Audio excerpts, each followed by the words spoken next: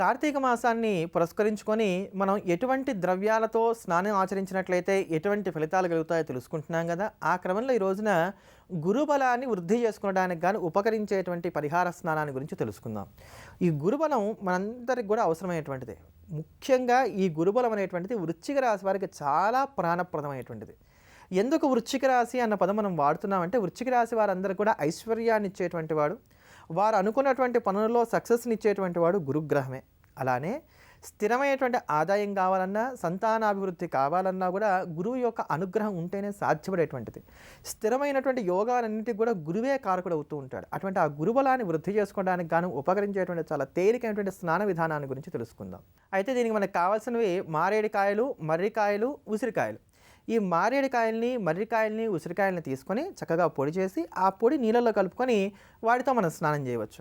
అయితే వీటిల్లో ఏదన్నా ఒక కాయ దొరకలేదనుకోండి, మరి ఏం పర్వాలేదు, దొరికినటువంటి వాటిని పొడి చేసి వాటిని నీళ్ళ కలుపుకొని స్నానం చేస్తున్నా కూడా మంచి ఫలితాన్ని మనం పొందగలుగుతాం. అయితే ఈ క్రియను మానకుండా వదిలిపెట్టకుండా 41 రోజులు వరుసగా చేసి దాని తర్వాత కావాలంటే ఒక నెల రోజులో 2 నెలల్లో ఆగి మళ్ళీ ఇలా చేస్తూ వచ్చినట్లయితే కనుక స్థిరమైనటువంటి గురుబలాన్ని మనం పొందగలుగుతాం అనటంలో ఎంత మాత్రం సందేహం లేదు. అలానే కార్తీక మాసంలో 11వ రోజు నేటి రోజు. 11వ రోజు అయినటువంటి నేటి రోజున పరమేశ్వరుడి యొక్క ప్రీతిగా విభూది పండ్లను దానం చేయాలి. యథాశక్తిగా దక్షిణ తాంబూలాలను కూడా ఇవ్వాలి.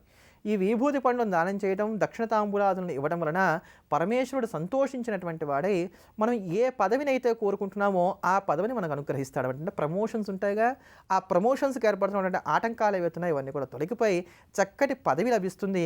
అలానే మంచి ధన సంపదలు కూడా ఏర్పడతాయి అని చెప్పని.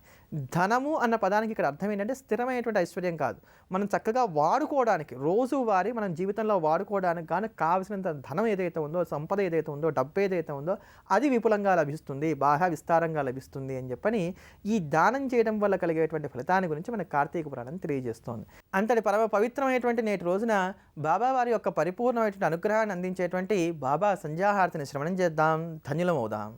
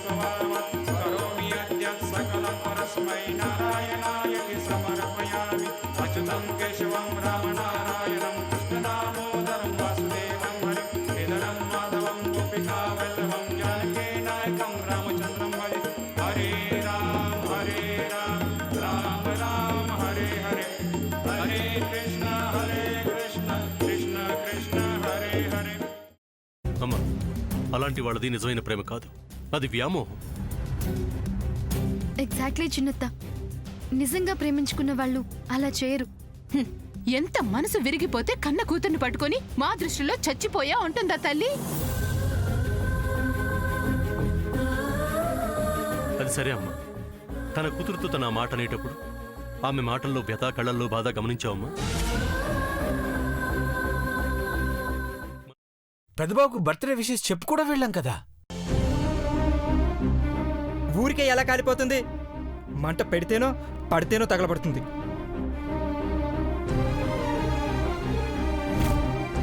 కరెక్ట్ చిన్నబాబు, నీకొచ్చినట్టే నాకు డౌట్ వచ్చింది. పార్వతే షర్టును తగలబెట్టిందనుకుంటా.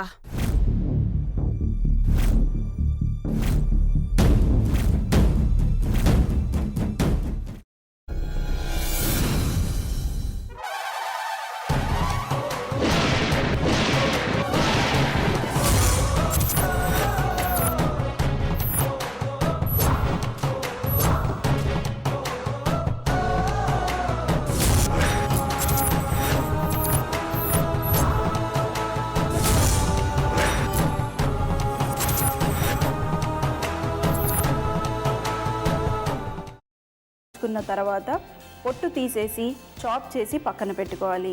ఒక ప్యాన్లో కొద్దిగా నూనె వేడి చేసి అందులో ఆవాలు, మినప్పప్పు, శనగపప్పు, కరివేపాకు, సన్నగా తరిగి పెట్టుకున్న ఉల్లిపాయలు వేసుకుని 1 నిమిషం పాటు వేయించుకోవాలి. ఆ తర్వాత కాల్చి కట్ చేసి పెట్టుకున్న వంకాయని కూడా అందులో వేసుకుని బాగా మిక్స్ చేసి బౌల్లోకి ట్రాన్స్ఫర్ చేసుకుని అందులో తగినంత చిక్కటి పెరుగు లేదా పల్చటి పెరుగు వేసుకుని మిక్స్ చేసి అన్నంతో కానివ్వండి, చపాతీతో కానివ్వండి సర్వ్ చేసినా చాలా బాగుంటుంది.